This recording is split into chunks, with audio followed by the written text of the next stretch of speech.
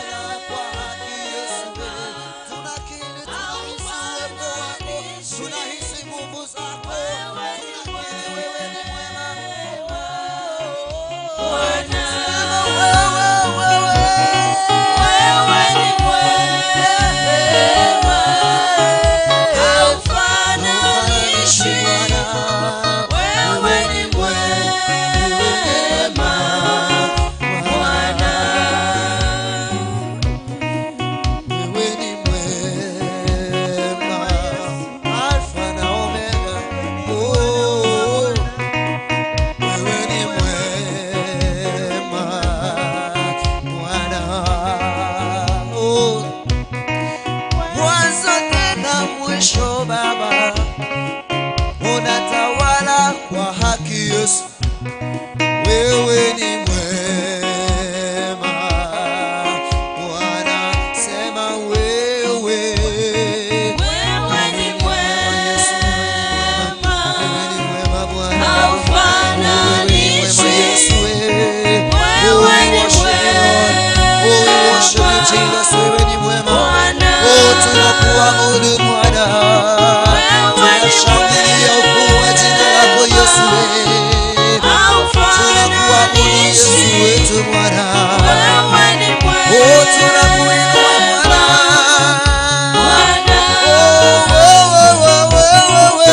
Wewe ni mwema Bwana Yesu. Haleluya, tunakushangilia Baba. Wewe ni mwema Baba. Wewe ni mwema. Hakuna kama wewe Yesu. Unatawala Yesu. Unatawala Baba. Wewe ni mwema Bwana. Oh, we worship you Lord. Oh, we worship you Jesus. Wewe ni mwema. Tunashangilia wema wako, tunashangilia wema wako. Tunakutukuza kwa makuu yako Yesu. Umetenda mambo makubwa Baba. Wema wako umedhihirika ulimwenguni kote. Wewe ni mkuu, tunakiri fadhili zako. Oh Baba, we worship your name. We worship your name. We praise you Lord. We praise you Lord. Oh, we worship you Lord. Oh, we worship you Lord. Wewe ni mkuu wa wakuu.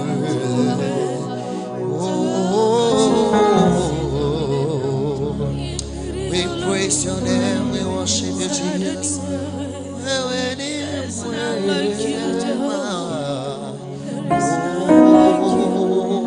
we thank you Jesus. Now we glorify your name. We surrender to you God. We surrender to you this morning Father. We surrender to your will, oh God. We give ourselves unto you God. Come and speak unto us in Jesus' name. You are worthy God, you are worthy. You are worthy Jesus, you are worthy. Hallelujah. Mungu wetu mfalme, katika jina la Yesu Kristo, tunakuabudu, tunakuhimidi, tunakushangilia asubuhi ya leo. Asante kwa sababu ya wema wako na fadhili zako maishani mwetu. Umetupigania katika kila hali na katika kila njia mfalme. Umetupa neema na kibali kusimama mbele ya uwepo wako asubuhi ya leo tena. Baba, tumenyenyekea, tunajisalimisha kwako. Mapenzi yako yakatendeke maishani mwetu. Asante kwa sababu ya ibada hii ya siku ya leo, tumeikabidhi mikononi mwako. Mungu, ukachukue ushukani mahali hapa, ukaseme na maisha yetu mfalme. Sisi ambao tuko mahali hapa ndani, wale ambao wanatusikiza kwa redio, pia wale ambao wanatutazama kwa televisheni, Mungu ukatunene kwa njia ya kipekee asubuhi ya leo. Siku hii ukanene na maisha yetu mfalme. Hapo anza saizi mpaka itakapokamilika, heshima na utukufu zitakurudia. Na kushukuru kwa sababu utatusaidia katika neno lako na utanena nasi asubuhi ya leo. Pokea sifa na uweza, maana wewe ni Mungu. Tunapoanza tunaomba ya kwamba neema yako ikaanze pamoja nasi. Tutakapofika mwisho tutakushukuru. Pokea sifa na uweza, maana unastahili. Kwa Yesu Kristo tumeomba na kuamini. Amen. Na mtu wa Mungu tuweke mikono pamoja, tumshangilie Bwana kwa sababu yeye ni mwema. Amen, amen, amen. Amen. Hivyo tunamshukuru Bwana kwa sababu ya asubuhi ya siku ya leo ambayo afanya hili tuwe katika hema lake asubuhi hii. Haikuwa rahisi ili sisi tuwe mahali hapa leo. Ninachotambua siku hii ni ya kwamba imegharimu mkono wa Mungu, na tunamsifu kwa hilo. Ni wangapi walilala kama sisi usiku uliopita, lakini hawachaamuka? Ni lipi hili ambalo tumelitenda ambalo limemsawishi Mungu kutupa neema asubuhi ya leo? Hebu tafakari hilo. Amen. Amina. Kwa hivyo kwa wale ambao tuko hapa ndani nimewakaribisha.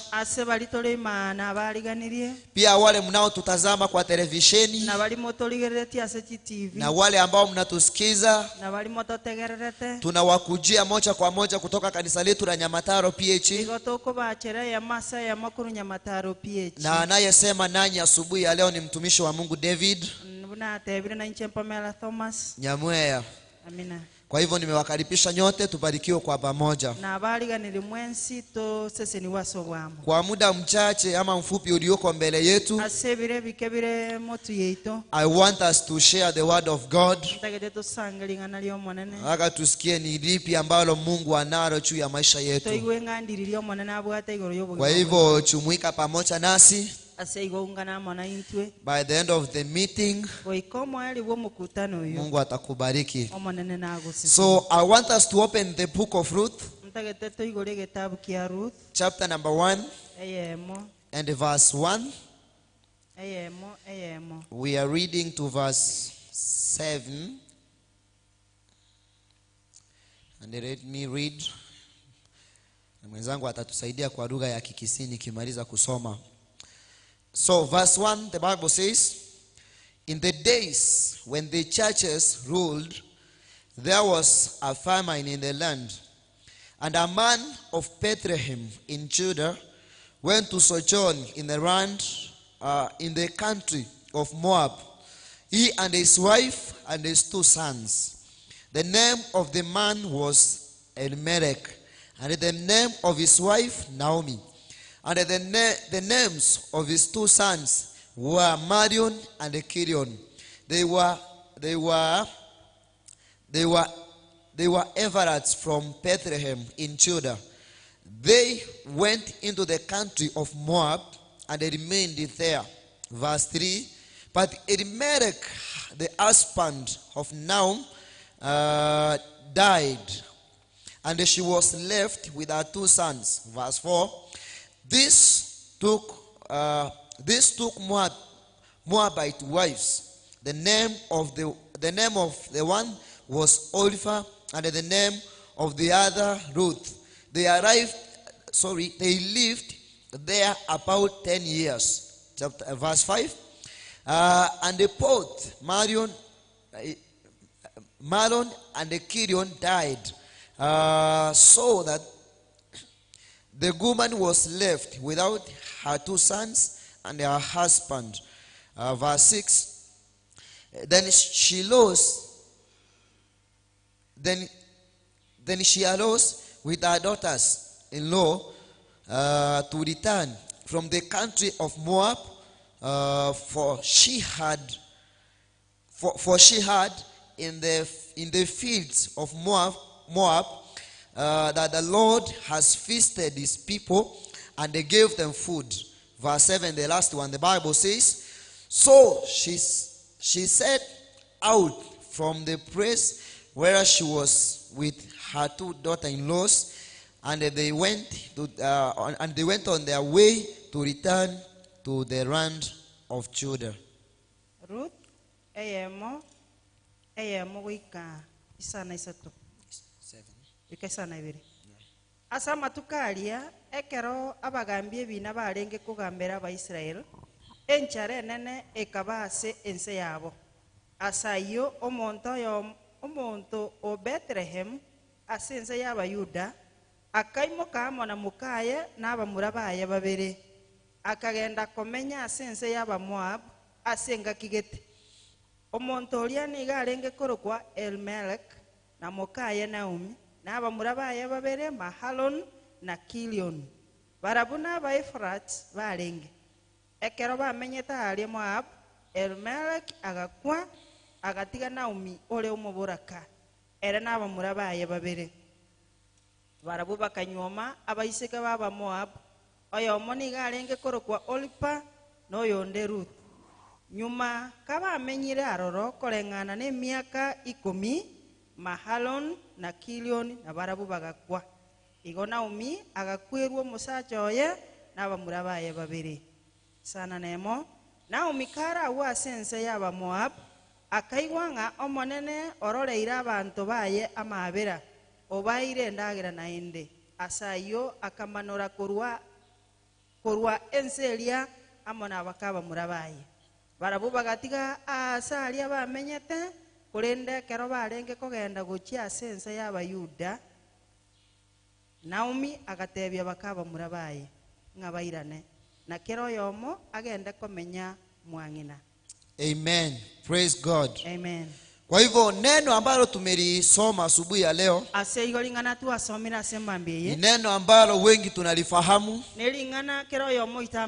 Historia ya Naomi tunaichoa vizuri. Ni mama wa watu wengine wanasema ya kwamba alipitia mateso. Tumeimba mpaka nyimbo tunasema ya kwamba Naomi akavumilia katika changamoto zake hizo. Kwa hivyo Biblia imesema ya kwamba wakati waamuzi walipokuwa wanaongoza Israeli, katika siku hizo kulitokea na njaa katika Israeli. Kwa hivyo naye mtu mahali hapa neno linamzungumzia akaona si heri avumilie, maana alikuwa na mtoto ana watoto wawili wa kiume na alikuwa na mke wake.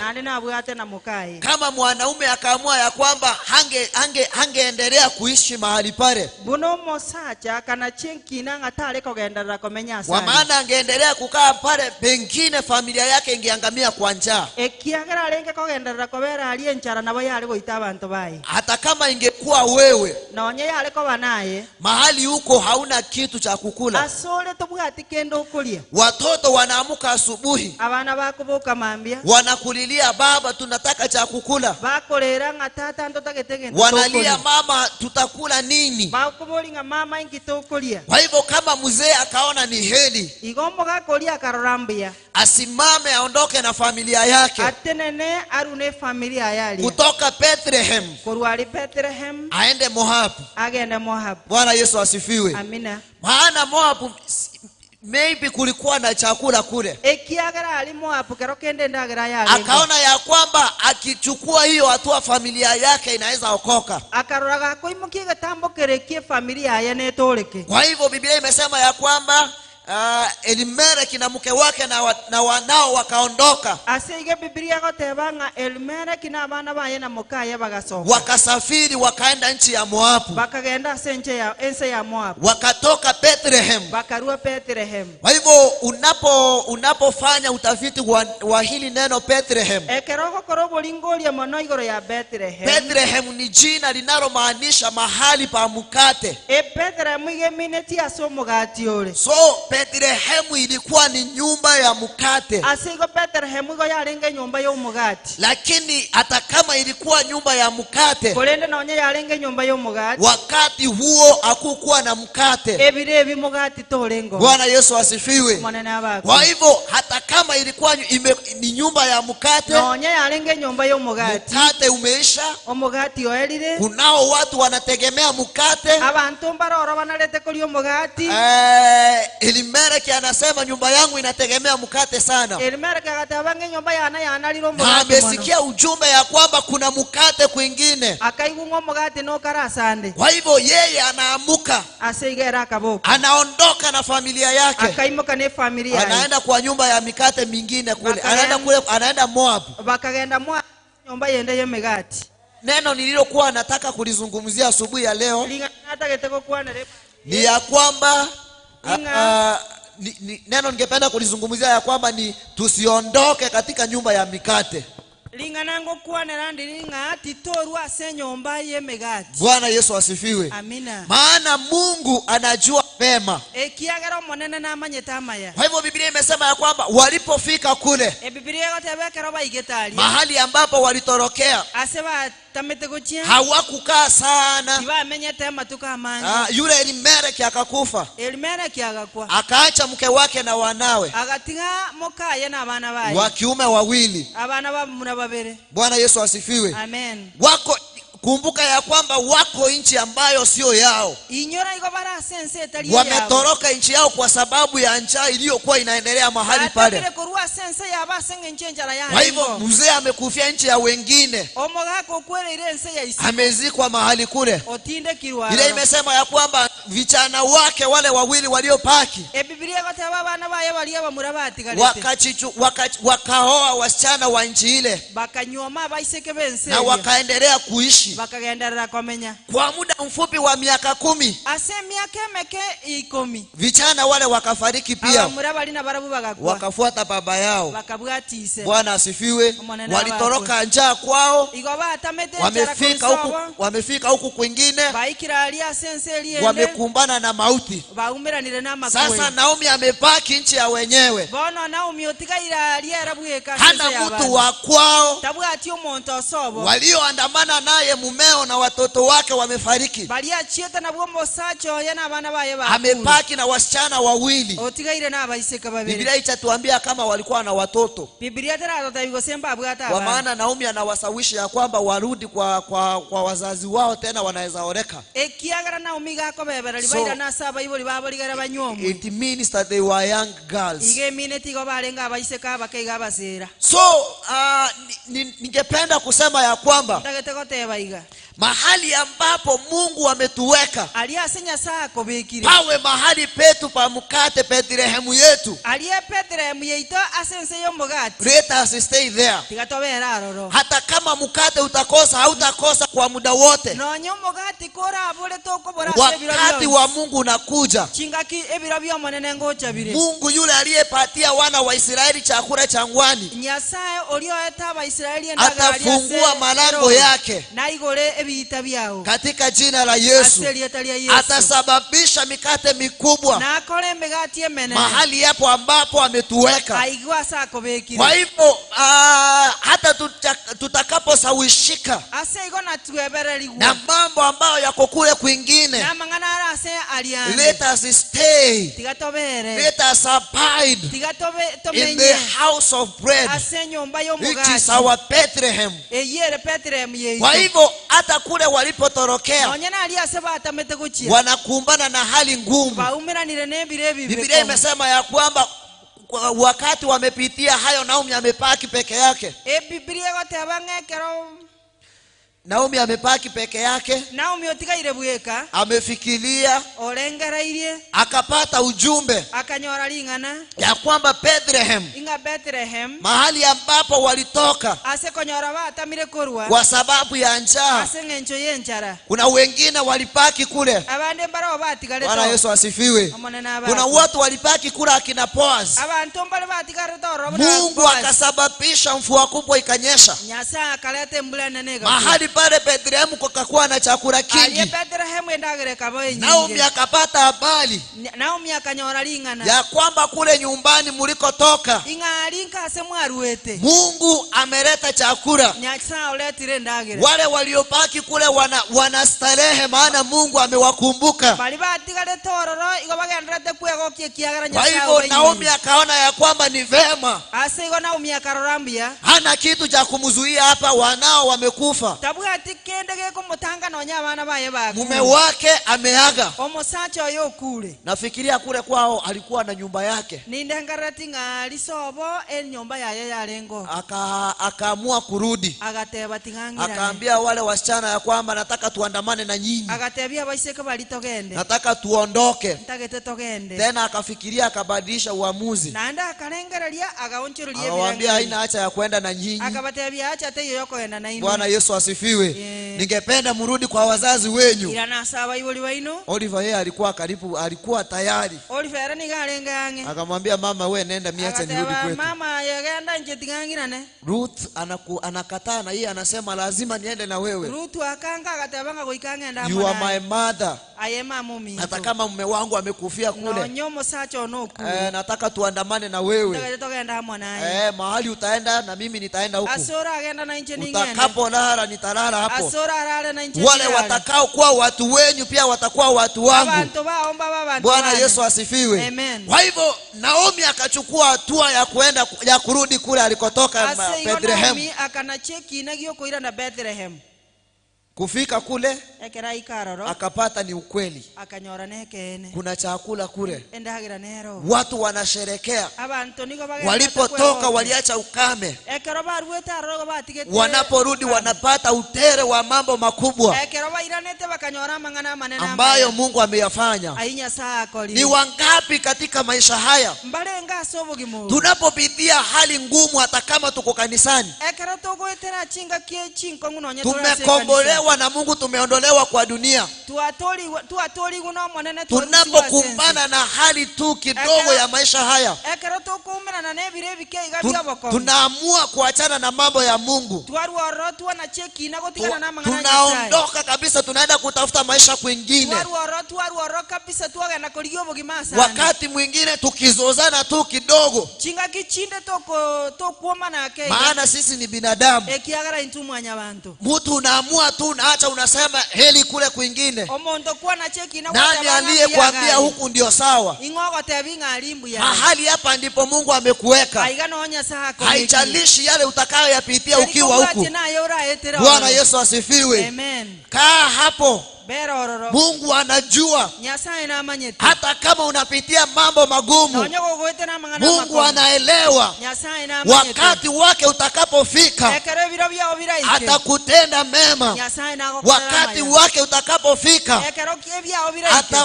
atafanya mbingu ziachilie mvua katika jina la Yesu.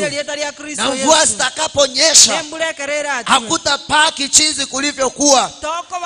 Kwa hivyo wapendwa, asubuhi ya leo ningependa kuhimiza mtu wa Mungu ambaye yako mahali hapa ya kwamba asubuhi hii wacha tukae Bethlehemu yetu, mahali ambapo Mungu ametuweka kule Moabu.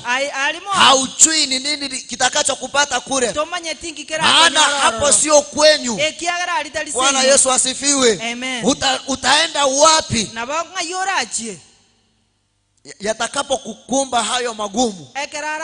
Kwa hivyo stay here until God afanye kitu in Jesus name. Kwa hivyo Ruth anarudi, wanakuja na Naomi. Ukiendelea kusoma Naomi anamwambia Ruth, anakuwa mwerefu, anaanza kutafuta mahali pa kufanya kazi. Anaenda anapata shamba la Boaz. The girl akaanza kufanya kazi kule. Katika hali ya kufanya kazi, na ni nchi ya ugeni, machi ametoka kwao kule, amekuja huku, ameandamana na mama aliyekuwa mama mkwe wake. Amen. Amina. Maana wasichana wakioleka, they belong to that family zenye wanaoleka. Kwa hivyo hata nikioa Mjaluo, akikucha kwetu Kisii, sasa yeye atabaki kuwa huku, anahesabika kwetu. Bwana asifiwe. So yeye alikuwa sawa. Unapoendelea kusoma neno hilo, Ruth anapata kibali katika macho ya Boaz. Inaendelea kutoka mahali hapo, tunapata mkombozi wa ulimwengu Yesu Kristo. Baraka kubwa. Bwana asifiwe. amaseseni ya Kwa hivyo utakapochukua hatua, ekero orabogolie hata kama umetoka mahali ambapo Mungu amekusudia ukae, onya kuabelira asenya saga netio kuna majaribu yanakuja katika maisha haya, amatemu naragocha sobo yanatuondoa kwa mapenzi ya Mungu. aruorako rusia so Wakati mwingine unapata ya kwamba yale ambayo Mungu alikuwa anasudia uyatekeleze, ebiro bindo kwanyora linya saga netio kore sio ambayo unayafanya. tali arogo kora Yale usiyotaka kuyafanya aliotata getiko kora ndio unafanya. na arogo kora. Kwa hivyo unapungukiwa na neema ya Mungu. Asego kwaborwa obuye wenya Unapata ya kwamba umetoka Bethlehem, mahali ambapo Mungu alikuwa amekuweka, kwanyora kwarule Bethlehem asinya saa kobekiri umeenda kwingine kule. wachira sana. Ningependa nikuhimize ya kwamba Intagetako gotebi hata mali kama imefikia hapo, nganonya yaike yawo remember that you belong to Bethlehem. inyora ngaya igo In the name of Jesus, aselia talia Yesu begin to pack up your things. chaka kobange binto byao Rudi kule mahali ambapo Mungu anataka uwe. oira na asinya saa Muujiza wako uko mahali pale. ebikone byao Bwana Yesu asifiwe. amina. Asubuhi ya leo ningetaka kuongea na mtu Emambi intagetako ambaye amekata tamaa ya maisha kabisa, oliona chine ebirangara lyase ambaye umefika mwisho kabisa. waikiro moelio Unaona ya kwamba ningeendelea sana, orochenga nale kogendarana na lakini hili na hili halitanifanya niendelee. kolendeli naliria tiliko gerangendere Wale ambao ni marafiki zangu wa karibu hawawezi nikubalia niendelee. abasani bane baime mono Asubuhi ya leo chukua hatua kama Naomi. emambi yabono iregeta Naomi amesema ya kwamba imetosha. Naomi agatebanga ya isani Siku zangu za kukaa katika nchi ya ugeni zimetosha. amatukane yoko menya sense I want to go back home. ntagete kuira na Maana kule nimesikia Mungu ametenda miujiza. kiagara ali na igule nyasao kolire bi Hallelujah. amen. Kwa hivyo unaweza toka mahali hapa leo na boko rwa igalero useme ya kwamba utaenda kule tu. otebenga ngogenda uralia Umechoka na kanisa, unataka kwarosire ne kanisa unataka tu unasikia hata uachane na mambo ya kanisa kabisa. oigweto tingana na mangana ye kanisa pi Umekwaruzana na kiongozi kule kwa fellowship, unasikia ya kwamba hata yani umwachie kabisa mwakwaruzanire ne morai aliye fellowship igwete kanisa. ngotigana pi Umesikia kuna mambo iko kwa kanisa lako, umesema sitaki nihesabike hapo, kwa igura mangana se kanisa heri niende kanisa lingine. nitageta kwende kanisa yenu. Bwana Yesu asifiwe. Umesema ya kwamba nimekuwa nikiomba nyamataro sana, watabiranga na bine sichaona Mungu akinitendea, kindaronya sawa ngonkora nataka kwenda kwa Ezekiel. nitageta kwenda ose. Bwana asifiwe. Amen. Umesema nataka kutafuta mtumishi mkubwa otakata banga nitageta kuligia mosoko yule atakaye niombea nianguke. olio lansa berenga kense Umesubiri sana Mungu, yani umesubiri sana tangu kuja hapa tuhubiri uanguke. kwaganyereire monoko korandeliwa kense Hatucha kuangusha. ntorako yeli. Bwana asifiwe.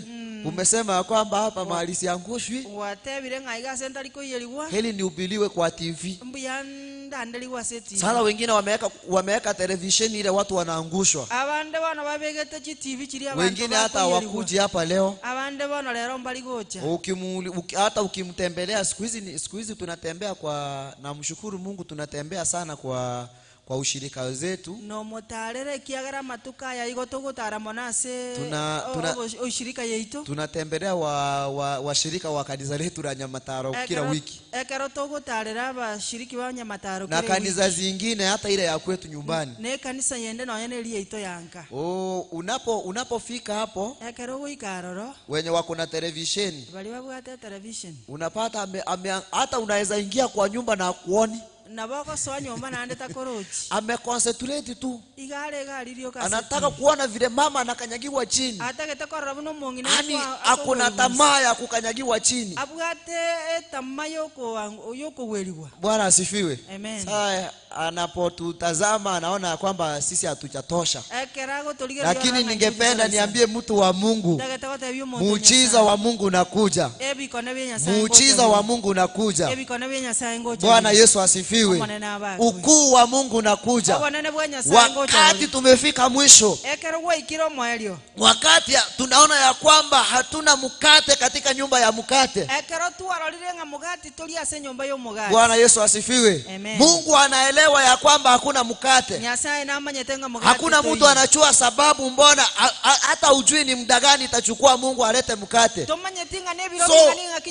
tupaki mahali hapo.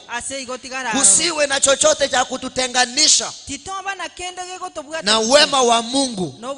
Kwa hivyo hawa ambao tumewasoma mahali hapa, Elimeleki na familia yake, njaa peke yake imewatenganisha na watu wao. Njaa peke yao imewatenganisha na mahali pao. Wamehama kwa sababu ya njaa, wameenda kwingine kule. Hawakuwa wavumilivu. Jana nilikuwa naangalia news usiku. Nimeona jana kuna mahali hapa Kenya kuchanyesha miaka 4. Watu wameletewa msaada wa chakula.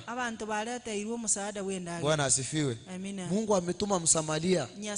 Kwa hivyo hata kiangazi ikuwe namna gani, hata maneno ikuwe namna gani, let us stay in the house of bread at the proper time of God. He will bring, He will provide a bread for us in Jesus' name. Bora tupaki tu bare. Hallelujah. Amen. Unaweza kimbilia kule kwingine ufikirie ni kwema.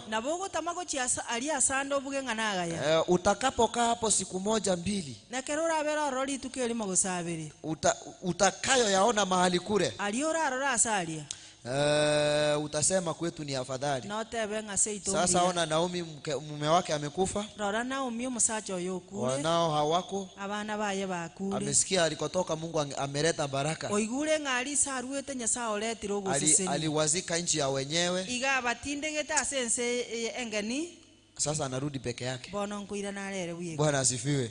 Let us dwell in the house of bread. The Lord knows He will provide. In the book of Romans, nikimalizia, chapter number 8, verse 35. Mtumishi wa Mungu Paulo anasema ya kwamba, who shall separate us from the love of Christ? Shall it tribulation, or distress, or persecutions, or famine, or nakedness, or danger, or sword? Ningo oratuatana ne kurwaso obwanchani bwa Kristo. Ine nogo chandwa, ose no bururu, ose no korosiwa, ose nenchara, ose ngesobunu, ose no mubere, ose no moro. Amen. Bwana asifiwe. Amen. Anauliza kwamba ni kipi hiki ikakobolinga ninkieke ambacho kitatutenganisha na upendo wa Mungu wetu? Ni njaa, ni kukataliwa, ni mambo makubwa ambayo mtu unakutana na maisha haya. Ni njaa. Bwana asifiwe. Kwa hivyo Ebu jaribu kufikiria kama mwanadamu, ni kipi kile kitakacho kutenganisha na upendo wa Mungu? Ni kipi kile ambacho kitakufanya uchukue hatua ya kuondoka katika nyumba ya mkate, hata kama hakuna mkate kwa wakati huo? Amen. Wacha Mungu awabariki. Let us learn to abide katika nyumba ya mkate, hata kama hali ni ngumu.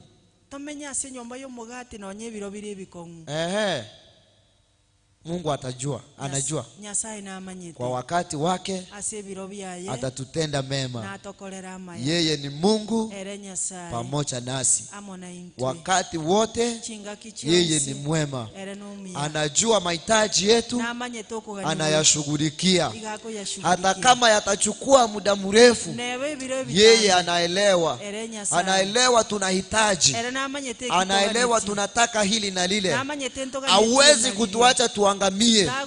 Bwana Yesu asifiwe. Mahali pake pale ambapo ametuweka tukae, anajua tuko mahali hapo.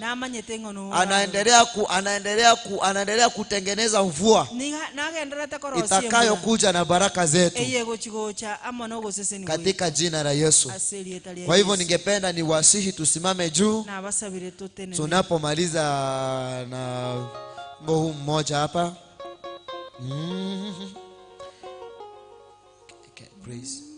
Praise moja hivi, tuimbe tu praise moja hapa hivi, tubarikiwe. Kuna baraka katika nyumba ya mkate. Amen.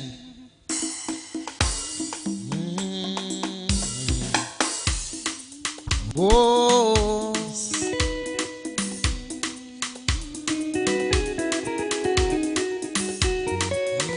Yesu wa baraka, Yesu wa baraka, Yesu wa baraka, Yesu wa baraka, Yesu wa baraka, Yesu wa baraka, Yesu anaweza, Yesu anaweza, Yesu anaweza, Yesu ni mshindi, Yesu ni mshindi,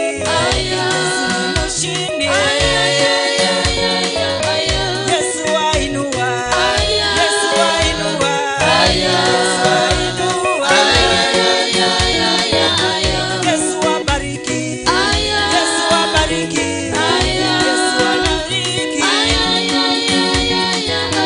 Yesu anaweza, Yesu anaweza, Yesu anaweza.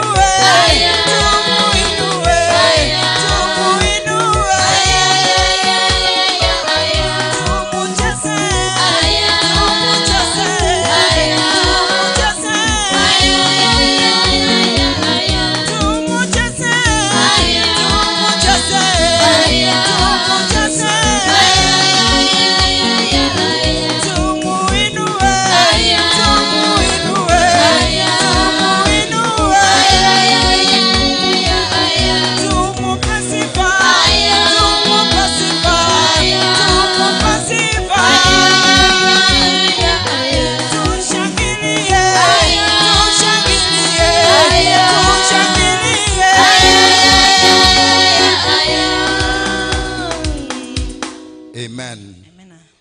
Tukiwa katika hiyo hali, tumepata neno la Bwana katika asubuhi ya leo,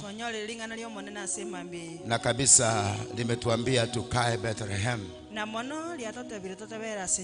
Maana unapotoka Bethlehem ukienda Moabu utapoteza vingi. Hivyo ni vizuri tukae katika Bwana, tukae katika wokovu, tukae katika neno la Mungu. Maana nje ya neno, nje ya Mungu ni mateso tupu. Kwa hivyo umetusikiza na ungependa kusema mtumishi wa Bwana, mnapoenda kuomba pamoja, naomba uweze kuomba pamoja na mimi. osaba mwananchi labda uko nje ya wokovu, kero kende igore isiko yo gotoleka umepitia mapito mazito, waeteira amakongu umepoteza vitu vingi kwa sababu uko nje ya Kristo, wasirie binte binga senge nchole isiko uko nje ya nyumba ya Mungu. igore isiko ya nyumba ya Nyasaye. Unasema, mtumishi wa Bwana, katika asubuhi ya leo Oteba musombo Nyasaye sembambie nataka kurudi niweze kukaa katika nyumba yake Bwana tagete koira nambera se nyumba yo na nikae ndani ya Kristo. mbere ime ya Kristo. Labda wewe ni mgonjwa, umetusikiza katika asubuhi ya Kero leo, kenda ya no muruire watotegerira uko hapo kwa kitanda, umeteseka kwa muda, umeweza kugonjeka, umeenda hospitalini na bado hakuna matumaini ya uponyaji. Tumekuja tukuambie kwamba kwa Mungu inawezekana. Bwana atakusaidia, Bwana atakuinua na utasimama tena kwa jina la Yesu. Baba Mungu ishie milele, kwa jina libitalo majina yote, na hili ni jina la Bwana Yesu. Nasema ni asante kwa sababu ya asubuhi ya leo. Mtu wako ambaye ametupata kupitia neno tumelipokea asubuhi hii, namleta mikononi mwako Bwana. Walio na shida mbalimbali, walio na matezo, walio wagonjwa, wale ambao wametembea mbali na wokovu, wamekutana pamoja na mambo mengi yameumiza mioyo yao, wamekutana na mambo mengi ambayo yamewafunja moyo. Katika asubuhi ya leo na walete mikononi mwako Bwana, uweze kuwashughulikia, uweze kuwainua kwa jina la Yesu Kristo. Asante, maana utatusaidia hata katika ibada ya leo, tujifunze kukaa ndani yako, tujifunze kuwa watulivu na wale ambao wanaongojea katika wewe. Tusiwe watu wa kutangatanga kwa sababu ya shida tumezipokea leo hii, lakini tujifunze kukutegemea wewe mahali ambapo tutapata tumaini letu. Uinuliwe na utukuzwe milele, maana wewe ni mwema. Bariki mmoja, bariki wote ambao wametusikiza. Asante kwa sababu ya ibada ya siku ya leo ambayo imepaki. Naomba unaenda pia kutuzungumzia kwa jina na damu ya Kristo Yesu. Uinuliwe na utukuzwe milele yote, maana ni Mungu mkuu. Bariki mtumishi wako ambaye ametuzungumzia Pastor David. Naomba kwamba Bwana ukabariki pia na mkalimani wake. Tubariki pamoja kama kanisa, kama familia. Tubariki kama watu wa Guziland. Tubariki kama wa Kenya. Tubariki kama Afrika pamoja na ulimwenguni kote, kwa jina la Yesu Kristo, mwana wa Mungu aliye hai. Tunaendelea kushukuru kwa sababu ya amani umetupatia, na tunaomba amani ikapate kuendelea katika jina la Yesu Kristo. Bariki sadaka tumekutolea Bwana, kufanya kazi yako kuendelea, na wale wengine hawajatoa wasaidie wakatoe, ili kazi yako isonge mbele kwa jina la Yesu. Haya ndiyo maombi yetu katika asubuhi ya leo, katika jina la Baba na Mwana na Roho Mtakatifu tumeomba na kuamini, na mtu wa Mungu asema amina. Amen. Bwana akubariki sana mtu wa Mungu ambaye umechukua muda wako kutusikiza na hata kututazama katika asubuhi ya leo. Tunasema ni asante kwa sababu umekuwa unasimama pamoja na kazi ya Bwana katika kanisa hili la Nyamataro PAG, kwa kutuombea, kwa kutoa sadaka zako, na vipawa mbalimbali ambavyo vimefanya kanisa kusonga mbele. Na tunakuombea Bwana akupe nguvu na uendelee kufanya hivyo hivyo. So labda kama ni mara yako ya kwanza kutusikiza na ungependa kutoa sadaka yako, unaweza toa sadaka yako ukienda kwa M-Pesa. Uende buy goods and services. Alafu itakuomba till number. Uweke 33 1388. Uweke kiwango cha pesa unataka kutoa. Na uweke okay. Na baadaye itakuletea umetuma pesa kwa Nyamataro PAG Church. Na labda unataka kuweka kwa account direct. Account yetu ni account number yetu ni 11 account number igera yeme 34 17 46 24. Pia itakuletea Nyamataro PAG. Na utakuwa umefanya kazi ya Bwana kwenda mbele. Bwana akubariki, uwe na siku njema. Bwana akitupa nafasi tena nyakati na majira kama haya, wiki ijayo tutakuwa pamoja na jina la Bwana litabarikiwa. Amen. Bwana wabariki. Praise and worship. Tunapoenda kwa madarasa yetu Sunday school classes, na itakuwa vizuri. Tubarikiwe pamoja kwa jina la Yesu Kristo. Amen.